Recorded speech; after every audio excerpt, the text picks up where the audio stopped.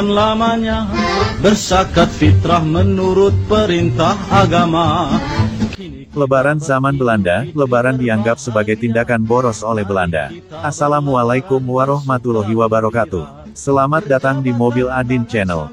Tahun Baru Pribumi Inlands New Year, demikian orang Eropa dan pejabat Belanda di Hindia Belanda menyebut hari Lebaran. Mereka juga menganggap bulan Syawal selayaknya bulan Januari. Bulan penuh perayaan. Orang Eropa dan pejabat Belanda di Hindia Belanda merasakan suasana berbeda selama hari Lebaran dan beberapa hari setelahnya dalam bulan Syawal. Sebab orang-orang tempatan berkegiatan dan berpenampilan secara khusus. Saat itulah orang muda dan kaum bawahan memberikan selamat kepada orang tua dan kaum atasannya. Kemudian mereka saling bermaafan atas silap kata dan perilaku, sembari bikin hajatan bareng. Di mana-mana perayaan pesta ini disertai hidangan makan khusus, saling bertandang yang dilakukan oleh kaum kerabat dan kenalan, pembelian pakaian baru, serta berbagai bentuk hiburan yang menggembirakan, tulis Snow Hurgronje dalam surat kepada Direktur Pemerintahan Dalam Negeri, tanggal 20 April tahun 1904, termuat di nasihat-nasihat Snow Hurgronje semasa kepegawaiannya kepada pemerintah Hindia Belanda tahun 1889 sampai tahun 1939 jilid 4. Snow mencatat kebiasaan saling berkunjung dan mengenakan pakaian baru pada hari Lebaran mirip dengan perayaan Tahun Baru di Eropa. Karena itu perayaan ini di kalangan bangsa Eropa seringkali keliru disebut Tahun Baru Pribumi, tulis Snow dalam Islam di Hindia Belanda. Pada hari itu orang tempatan yang bekerja pada kantor pemerintah punya waktu luang untuk saling bertandang, sebab pemerintah kolonial menetapkan tanggal 1 Syawal sebagai hari libur.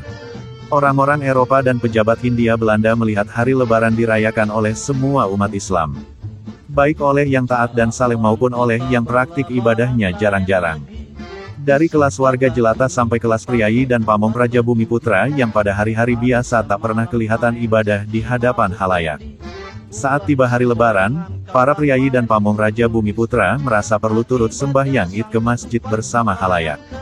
Juga mereka yang hanya berpuasa satu hari atau lebih pada awal dan akhir bulan puasa, bahkan juga kebanyakan orang Jawa yang sama sekali tidak berpuasa, ikut pula merayakan pesta ini dengan tidak kurang gembiranya daripada orang-orang saleh yang sangat patuh kepada hukum agamanya, lanjut Snow.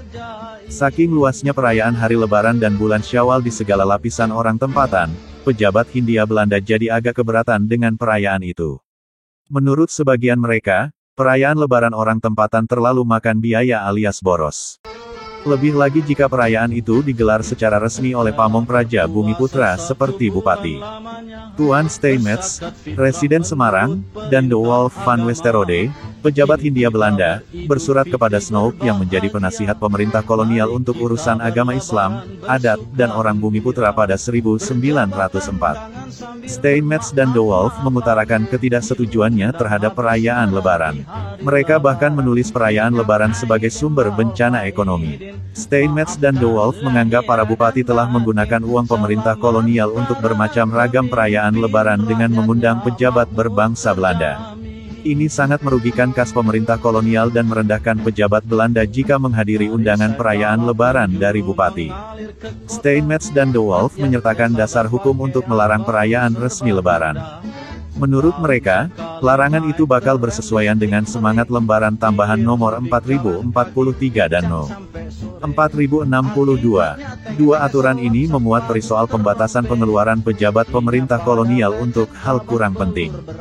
Steinmetz dan De Wolf juga menyinggung perayaan Lebaran di kalangan warga jelata. Mereka kasih usul agar para bupati ikut membantu batasi perayaan Lebaran di kalangan warga jelata. Tujuannya memberantas pemborosan di kalangan warga jelata. Snow sepakat dengan Steinmetz dan De Wolf untuk beberapa hal. Antara lain bahwa pemborosan harus dilawan dan diberantas secara sungguh-sungguh. Hendaknya diingat bahwa kekhidmatan tidak meniadakan kesederhanaan, tulis Snow dalam nasihat-nasihat Snow Hurgronje semasa kepegawaiannya kepada pemerintah Hindia Belanda tahun 1889 sampai tahun 1939 jilid 4. Tapi Snow bertentangan pendapat dengan Steinmetz dan De Wolf tentang perayaan Lebaran. Menurutnya membatasi perayaan Lebaran di segala lapisan orang tempatan bukan tindakan tepat. Demikianlah situasi Lebaran pada masa kolonial, Alhamdulillah kita merasakan lebaran pada situasi yang merdeka.